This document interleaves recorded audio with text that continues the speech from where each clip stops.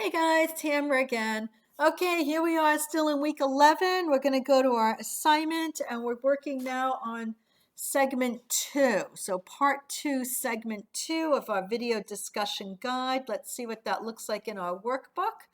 And I'm going to flip right up here to segment number 2, measuring Frog Leap's efforts to become sustainable. So we're going to watch the next video clip, and this one has a big surprise. Here we go. We're going to get to meet, as we move forward in this a little bit, John Williams. Okay, he is our owner. Let's go see where they have his name actually come up. There it is, John Williams. So he is the owner of Frog's Leap Winery. So here he is now, a couple of years after being a young grad student, camping out in the vineyards. This is what he looks like today. And we're going to see him speaking with some other folks, with Doug Demerit, who's the Chief Financial Officer. And what that means, that's known as a CFO. And he's the person that's in charge of all the money. So he's the one that's managing that $20 million loan repayment. And he's the one that's looking at salaries and purchases and sales prices and crunching the numbers and giving advice of what's going to work and what's not going to work. Okay, so Chief Financial Officer is a big position in an organization. And we get to listen to both Doug and John talk about their experiences with Frog's Leap. Okay, and once we listen to that, it's about 3.5 minutes long. We're going to go to our workbook and we're going to think about what they were talking about. And they're talking about sustainability. All right, and they're talking about this idea of having this commitment to engaging in practices that make a net positive contribution. And we heard Badger talking about that too, not using so much that same language, but that same idea. So the idea of net positive is about being able to have information that's going to be creating an environment that's better than what it was when you left it off, right? So same thing that we heard when we had Badger talking about wanting to have a positive environmental footprint. That's part of that idea of net positive. So how do you measure this, right? Someone says, oh, I want to be better. I want to be more sustainable. What does that mean? So this is where we're looking at how do we quantify this. So we can look at the numbers. What numbers are there to look at? Well, we can look at the EMS operating expenses over time. We can be looking at how many cases of wine are being sold each year to each distributor and reseller, okay? Because again, if we don't have sales and we don't have growth, we're not going to have a sustainable company. Because what keeps the lights on, what pays the bills, is the money we make from selling our product, right? If we're not producing a good and service or good or service that people want, we're not going to be sustainable. We have this idea of churn, okay, which is also known as turnover, and we're looking at how many members are coming or going, right, in the Fellowship of the Frog program. Okay, so we see this program where they're reaching out and building more of a relationship with their customers. Well, is that sticking? Are people staying in that program, or are they going other places? Something else that we can be looking at to measure their sustainability would be how much do they spend on healthcare? How much does it cost for them when a worker is sick or calls out and can't work that day? What about turnover? That's workers leaving. And the reason why that's a cost is because then a new worker has to come in and get trained. And there's always that period of time before that worker really gets up to speed that they're not being very efficient. And you're still paying them to learn how to work in your business. So turnover is not good. You have, regular costs like gasoline usage, the cost for the dumpster to come and haul away your trash, the cost for shipping, or return on investments on things that you've spent money on, right? New engines, new energy systems, all of these things. Okay, and then you have peer review, right? So you can look at, well, how are you doing? But how are you doing in comparison to everybody else? Okay, and that's really important also because we want to see what's trending in the industry and how are you doing compared to that and how are you doing over time. And the big question I have to you guys is how else would you go about measuring Frog Leap's efforts to become sustainable? Okay, what else might you measure? Think about it. Okay, write that down. Good ideas, think some more. What other things can you quantify? Can you measure? Can you compare? Okay, that's going to help you determine if a business is sustainable. And think about that triple bottom line also. Okay, what indicators and numbers would you use? Right? Would it be net profits? Would it be gross sales? Would it be, number of hours worked or production per employee? Right? What kind of indicators and numbers would you use, and why would you use those? What is it telling you about that sustainability?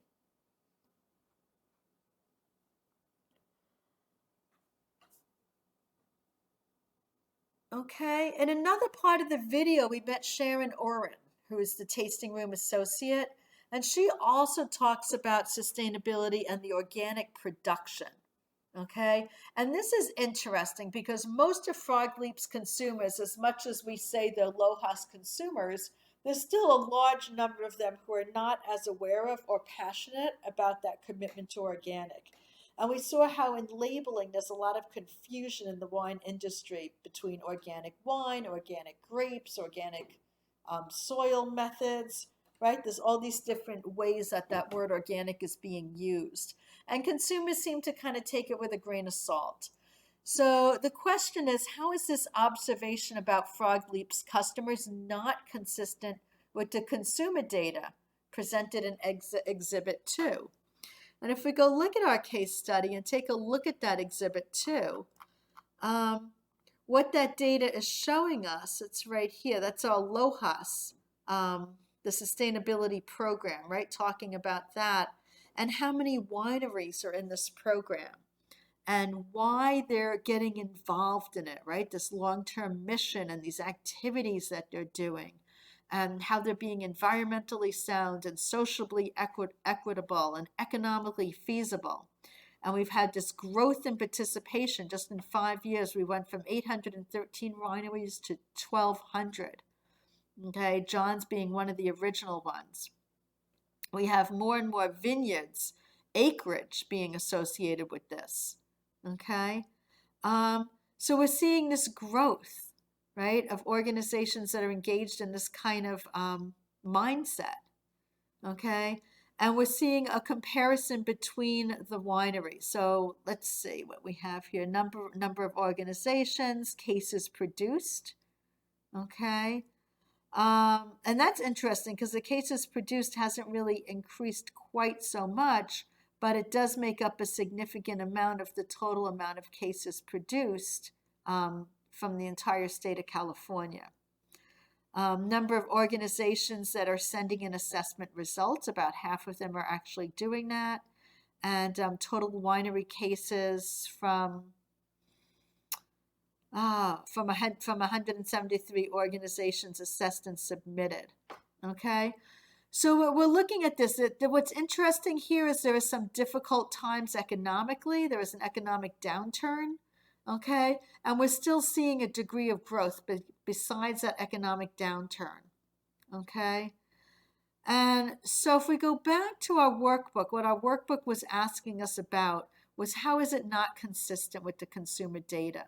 Okay, well, we're seeing there's a lot of movement of the wineries in general to be sustainable, whether or not the consumers are interested in that or not.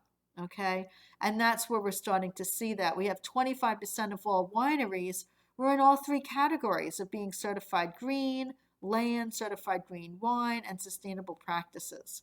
Okay, so they're doing this whether or not the consumers want it or not. They're doing it because it's part of their own belief system, and it does appeal to that select group of consumers, but other consumers are consuming them for other reasons as well. Okay? So that's what we're looking at with Exhibit 2. We want to think about how can businesses have sustainable strategies and offer innovative products or services to the marketplace, right? So these businesses, 25% of all those wineries are super committed to these sustainability practices. but how can they be innovative? How can they still be competing against everybody else? What other strategies could they be offering? Okay, and think about what are the other motivations people have of buying a bottle of wine. Okay, the tasting room person says consumers don't really care so much about organic. Okay, but they must care about something because they're buying these wines, and a lot of these businesses are now getting into these more sustainable organic practices. So why are they doing that? And then we're looking at B Corp. So what's interesting with this is Frog Sleep is not a certified B Corp. Okay, so but what is B Corp doing in helping businesses to identify and measure their sustainability? So if we take a look at this link here, and I just threw in this new one for the Ben and Jerry's case study, let's see what they're talking about here. So here's the Ben and Jerry's case study, and it's talking about what this sustainability, being a part of a B Corp means to them. And if we take a look at, let's just get this so we can see it, what they've learned, right? By being able to start looking at their governance, their workers, their community, their environment. The best score that anyone could ever have is 200. Here we have an average score for other businesses in governance, for example, is a 10. These guys are a 15. So the one thing that's missing in these reports is we don't really understand how these numbers are being determined. Okay, but what we can understand is that Ben and Jerry's is doing more, right? And then we can see, well, how much more? A lot more for the environment, for example, than other average businesses. Okay, and when they talk about what matters to them, doubling their business at the same time, playing a positive role in society by initiating ways to improve the quality of life locally, nationally, and internationally. So again, it's looking at growth, but also with intentionality, right? And doing more than just growing, improving the quality of life, okay? And what they've learned by being a B Corp, we can look at that comparison piece.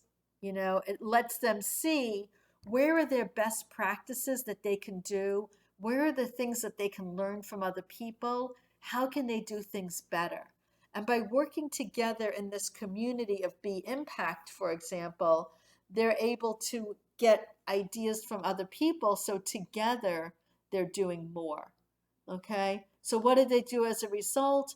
They looked at how their scoop shops could be improved, okay, because they're franchised, they're not exactly part of the business, but it's part of community, okay? So they looked at, well, what can we do about our franchise partners, right? How can we bring them in and have them also be a part of this, okay? And so that's kind of like how this impacted them, okay? By having this score, by having them be held accountable in front of others, it gives them something to strive for. Okay, so you want to be thinking about that.